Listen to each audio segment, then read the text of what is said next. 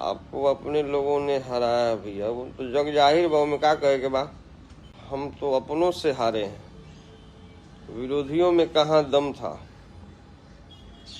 मत कम मिला वहां जहां पार्टी का गढ़ था।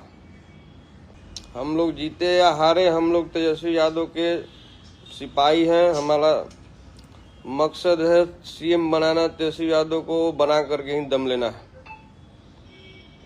हम जीते हारे, ये हार जीत होता है, लेकिन असली टारगेट है विधानसभा। हम लोग को तेजस्वी जी को सीएम बनाना है कैसे भी करके। भीतरघात करने वाला वो किसी के साथ भीतरघात नहीं करता, वो खुद से भीतरघात करता है। और धोखा कोई किसी को नहीं देता है, इंसान खुद को ही धोखा देता है। अब इतना उनको नहीं समझ में आया जिन धोखा दिए हैं कि उनको भी चुनाव लड़ना है ना आगे।